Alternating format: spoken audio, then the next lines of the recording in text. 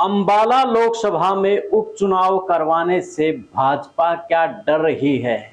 क्या उसके पास ऐसी कोई रिपोर्ट है कि अंबाला से भाजपा हार रही है? अगर रिपोर्ट ना होती तो अब तक चुनाव हो जाते। यह चर्चाएं राजनीतिक गलियारों में और खास तौर पर अंबाला में फैली हुई है। तो ऐसे में अब सवाल यही खड़ा होता है कि जिस देश के लोकतंत्र के, जिस देश के संविधान की हम बात करें, उसके अनुसार चुनाव हो जाने चाहिए थे, लेकिन अभी तक नहीं हुए हैं। पत्र भी एडवोकेट हेमंत ने लिख लिया है, लेकिन अभी तक उस पर कोई सुनवाई नहीं हुई है। जबकि देश के अंदर और भी उपचुनाव आज उनके यानी कि परिणाम आएंगे। 5 तारीख को उनके चुनाव हुए थे, लेकिन हरियाणा में क्यों नहीं हो पाए हैं उपचुनाव? करते हैं इस पर चर्चा।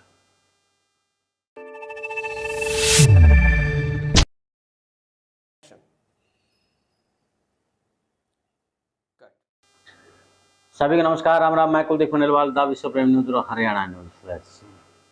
अंबाला लोकसभा में यानी कि रतन लाल कटारिया 2014 में भी सांसद बने थे और 2019 में भी वहां से सांसद बने थे, और जो उनकी जीत का मार्जिन था वो भी अच्छा मार्जिन था।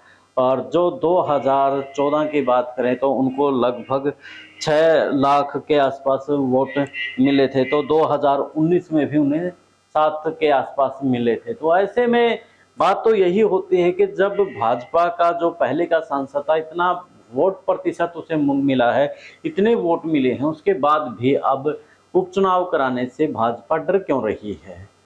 चुनाव आयोग आखिर चुनाव क्यों नहीं करवा रहा है? मैं भाजपा का नाम इसलिए ले रहा हूं क्योंकि जिस प्रकार से देश के अंदर एक माहौल बना हुआ है कि जो भाजपा की सरकार है उसके अनुसार ही सब फैसले होते हैं। ईडी और सीबीआई को लेकर के तो आप सुनते हैं, अब चुनाव आयोग को लेकर के भी, यानी कि पिछले दिनों जो आई थी कि कानून बनाया जाएगा जिसमें सुप्रीम कोर्ट के जो मुख्य न्यायाधीश उसको अलग कर दिया जाएगा, उसमें कैबिनेट मंत्री लिया जाएगा। वो तमाम जो चीज़ें हैं वो चुनाव आयोग के अपने अधीन करने की बात को लेकर के ही तो हैं। तो अब सवाल तो यही उठ रहा है कि जब देश के अंदर कोई किसी एमएलए एमपी की मृत्यु हो जाती है तो उसके बाद जो हमारा अधिनियम है, लोग अधिनियम 1951 ए, तो उसके तहत 3 माह के अंदर चुनाव करवा देने होते हैं। तो अब 6 माह के आसपास हो जाने को है, तो ऐसे में चुनाव की ना कोई तैयारियां हैं ना कुछ अभी तक। हाल फिलहाल कोई है ही नहीं कि उपचुनाव वहाँ होंगे अंबाला लोकसभा में, जबकि कांग्रेस ने अपने प्रभारी को भी नियुक्त कर दिया है। तमाम तैयारियां, मेरी जो अंबाला के लोकसभा प्रभारी हैं उनसे भी बात हुई थी, तो उनका कहना यही है कि हमारी तैयारियां पूरी हैं। तो ऐसे में अब भाजपा क्यों पीछे हट रही है? तो इसके मायने जो चर्चाओं में है यही है कि भाजपा को यह लग रहा है कि अगर ये चुनाव हम हार जाते हैं तो एक ऐसी स्थिति यानी कि बन जाएगी कि चुनाव भाजपा की स्थिति खराब है। आपने जींद उपचुनाव को भी देखा था। जींद उपचुनाव से पहले जिस प्रकार से भाजपा का जो स्तर था थोड़ा नीचे था, और जो कांग्रेस का था वो था कि सरकार बना लेंगे, लेकिन जैसे ही जींद उपचुनाव में भाजपा जीतती है तो कांग्रेस पिछड़ती पिछड़ती पिछड़ती पिछड़ जाती है और भाजपा सरकार बना जाती है। तो ऐसा ही कुछ अंबाला उपचुनाव में भी हो सकता है। खैर, जो अंबाला उपचुनाव को लेकर के प्रत्याशियों के नाम रतनलाल कटारिया की जो धर्मपत्नी है उसका भी चला हुआ है, 2-4 नाम और भी चले हुए हैं, तो उस पर बाद में हम चर्चा करेंगे। तो हाल फिलहाल यही है कि अंबाला उपचुनाव में जो कि एक वकील हैं हेमंत कुमार जी, उन्होंने जुलाई में पत्र लिखा था, और जुलाई में पत्र लिखने के बाद भी यानी अब सितंबर चला हुआ है, अब तक उस पत्र के बारे में भी कोई जानकारी नहीं है और उपचुनाव भी नहीं हुई है। जबकि देश के अंदर उपचुनाव अभी भी यानी कि 5 तारीख को हुए हैं। लगभग 7 जो कि राज्य थे और उन पर 6 राज्यों में 7 विधानसभा सीटों पर उपचुनाव हुआ है।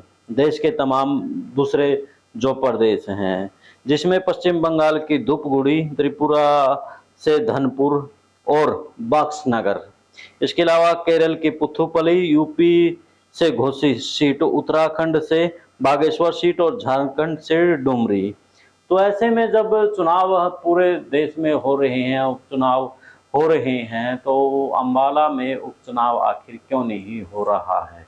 क्या हरियाणा में मनोहर लाल खट्टर के नेतृत्व में भाजपा का जो सत्र है वो नीचे आ गया है, जिसके डर से अम्बाला उपचुनाव नहीं करवाया जा रहा है? खैर, इस मामले में आपको क्या लगता है? आपकी राय जरूर चाहेंगे कि अम्बाला लोकसभा का उपचुनाव आखिर क्यों नहीं हो रहा है? आपकी प्रतिक्रिया कमेंट्स बॉक्स में हमें जरूर दें।